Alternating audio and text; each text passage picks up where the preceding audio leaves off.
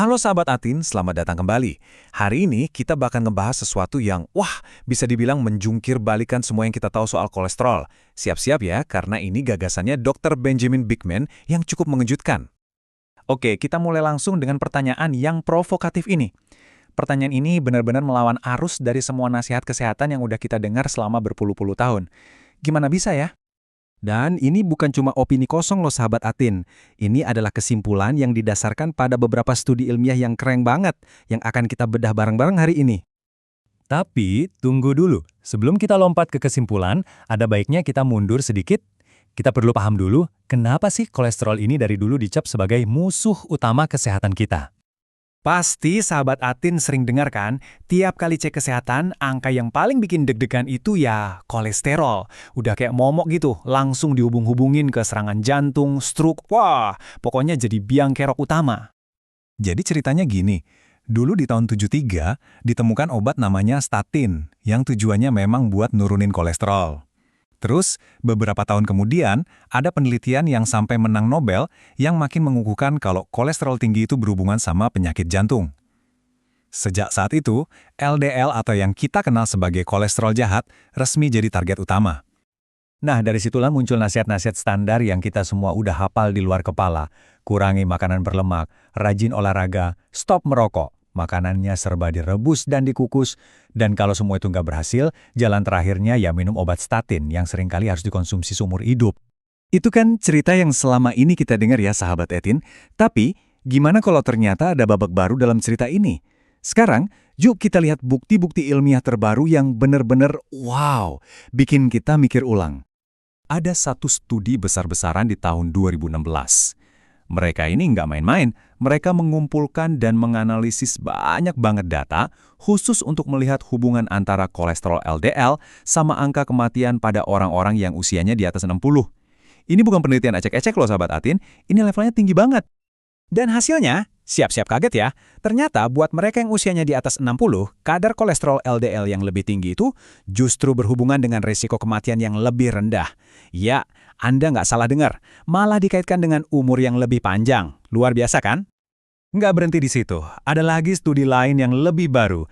Kali ini para peneliti pergi ke Sardinia, salah satu tempat di dunia yang disebut Blue Zone, di mana orang-orangnya terkenal bisa hidup sehat sampai 100 tahun lebih. Dan apa yang mereka temukan di sana? Ini lebih gila lagi, sahabat Atin. Ternyata orang-orang super sehat ini makanannya justru kaya lemak jenuh. Kolesterol mereka tinggi-tinggi. Dan yang LDL-nya di atas 130 malah hidup lebih lama. Bahkan, kadar kolesterol mereka yang umurnya 100 tahun ke atas itu mirip sama orang yang punya kelainan genetik kolesterol tinggi. Oke, jadi bingung kan? Terus apa artinya ini semua buat kita, sahabat Atin? Nah, ini dia intinya. Kita harus ganti cara pandang. Bukan lagi soal berapa banyak jumlah kolesterolnya, tapi soal seberapa berkualitas kolesterol itu. Soalnya sebelum kita terus-terusan menjelekkan kolesterol, kita harus ingat kalau tubuh kita itu butuh banget kolesterol. Buat apa? Buat bikin sel, buat hormon-hormon penting, buat bikin vitamin D dari sinar matahari, buat sistem imun kita kuat, bahkan buat kesehatan otak kita biar nggak gampang pikun. Penting banget kan? Jadi, poin utamanya di sini, bahaya sebenarnya itu bukan di angka total kolesterolnya, tapi pada jenis kolesterol yang rusak. Coba bayangin deh, ada yang namanya LDL teroksidasi. Itu ibaratnya kayak besi yang karatan. Nah, dia bisa ngerusak lapisan pembuluh darah kita. Ada juga partikel LDL yang kecil-kecil dan padat. Ini nih yang licik. Karena ukurannya kecil, dia gampang banget nyelip dan bikin plak di arteri. Nah, dengan pemahaman baru ini, kita jadi nggak bisa cuma ngelihat satu angka doang di hasil lab. Kita harus lihat gambaran besarnya, yaitu kesehatan metabolik kita secara keseluruhan. Ada hal-hal lain yang ternyata jauh lebih penting daripada sekedar angka kolesterol. Apa aja tuh?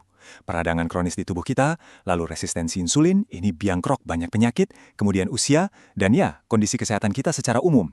Ini semua adalah prediktor yang jauh lebih kuat. Jadi, kalau nanti sahabat Atin ke dokter, coba deh diskusinya lebih dalam. Jangan cuma tanya, kolesterol saya berapa dok? Coba tanyain juga soal penanda peradangan atau ukuran partikel kolesterolnya. Dan yang paling penting, cek juga kadar insulin puasa. Bukan cuma gula darah. Ini kunci banget buat tahu kondisi resistensi insulin. Dan mau tahu cara paling gampang buat monitor kesehatan metabolik tiap hari?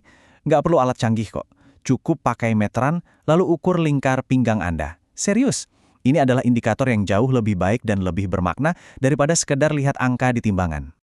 Jadi, pesan utamanya bukan berarti kolesterol tinggi itu pasti bagus ya, sahabat Atin. Bukan gitu. Tapi pesannya adalah, kita harus mulai melihat kesehatan kita secara utuh, secara holistik.